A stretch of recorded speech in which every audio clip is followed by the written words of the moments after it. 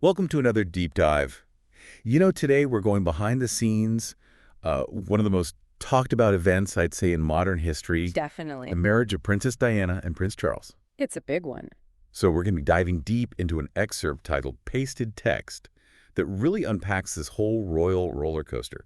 And while we're at it, for those of you watching on YouTube, be sure to hit that subscribe button and share this deep dive with your friends.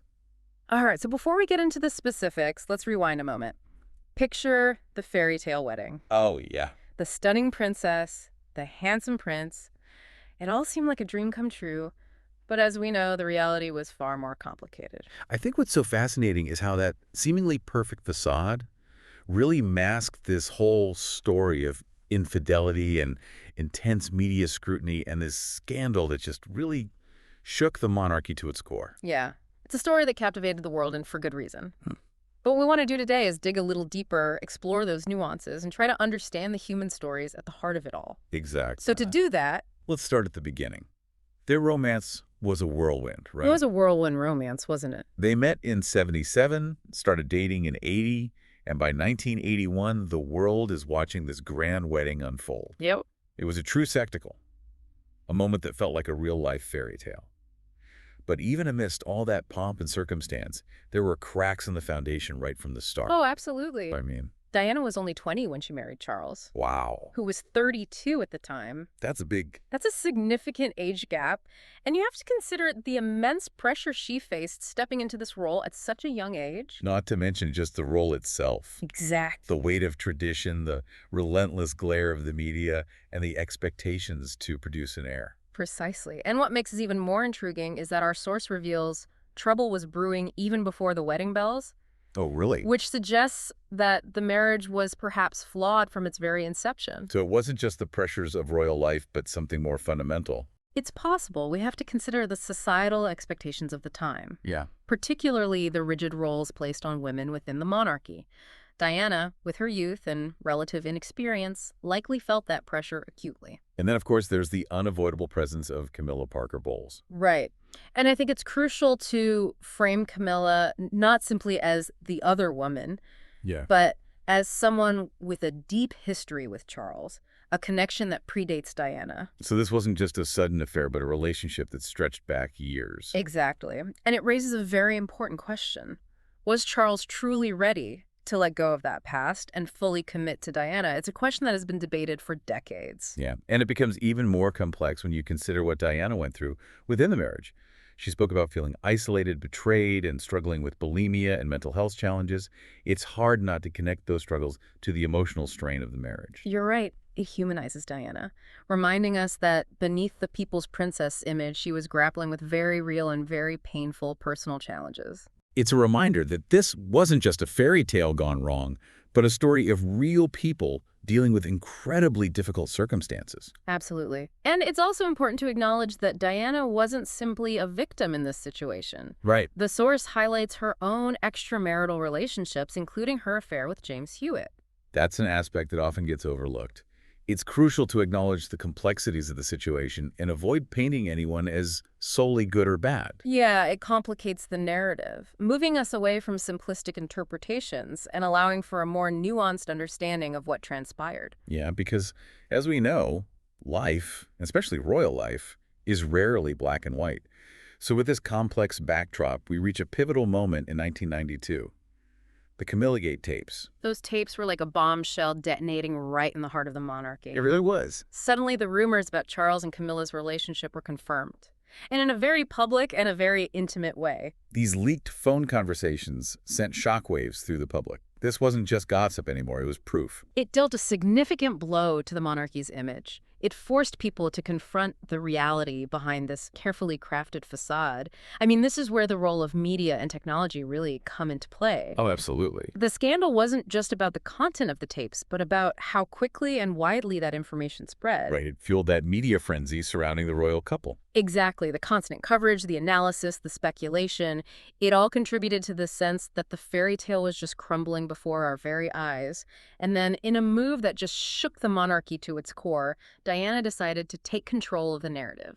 Her 1995 Panorama interview was a game changer. Oh, yeah. I mean, that line, "There were three of us in this marriage," became Instantly iconic.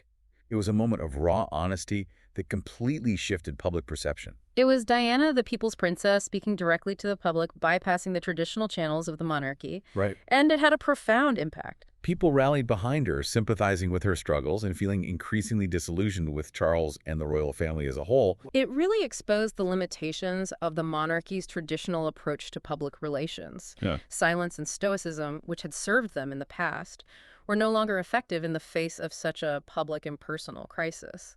So at this point, it's clear that the marriage is beyond repair. So we have the separation in 92, the Camilla Gate tapes drop, the Panorama interview airs in 95, and the divorce is finalized in 96. It was a slow and painful unraveling played out on a global stage. And throughout it all, the media was there, capturing every public appearance, every tear, every strained smile. It was impossible to escape the narrative of the people's princess versus the unfaithful prince. And it's interesting how that narrative really stuck shaping public opinion even to this day. Yeah, it speaks to the power of Diana's charisma, her ability to connect with people on an emotional level. And it also highlights the media's evolving role in shaping public discourse and influencing our perceptions of these major events.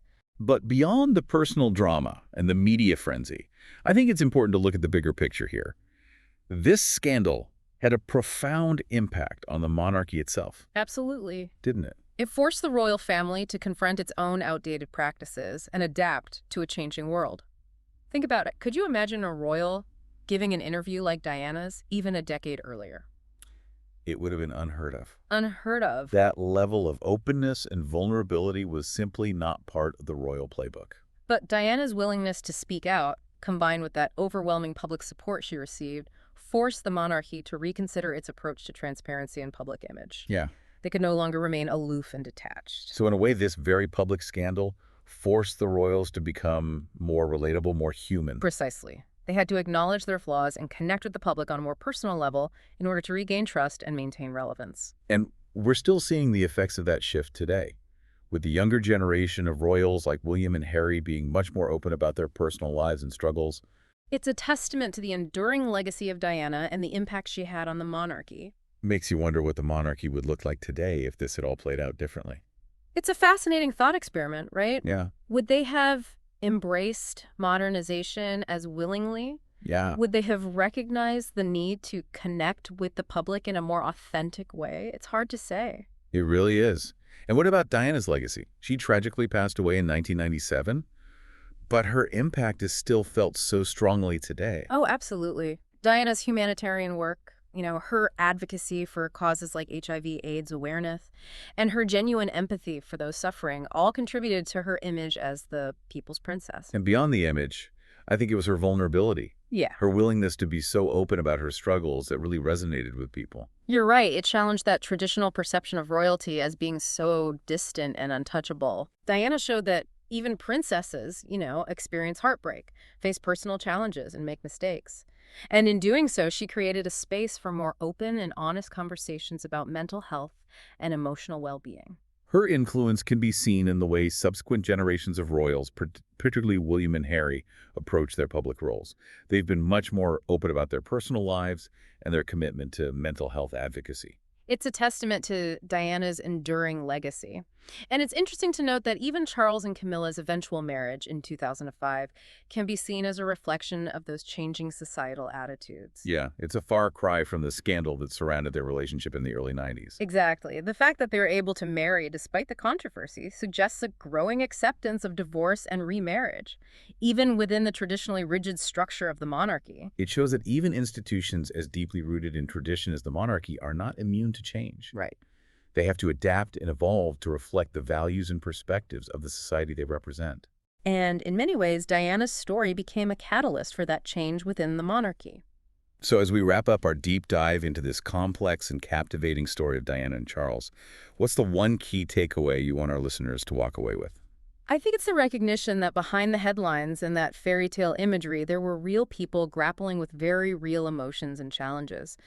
And while the scandal undoubtedly had a devastating impact on those involved, it also forced the monarchy to confront its own shortcomings and adapt to a changing world.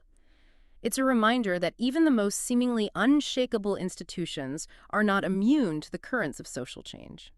Well said. We've covered a lot of ground today exploring the intricacies of this royal saga and its lasting impact. And for those watching on YouTube, don't forget to hit that subscribe button and share this deep dive with your friends. Let's keep the conversation going in the comments. Thanks for joining us on the deep dive.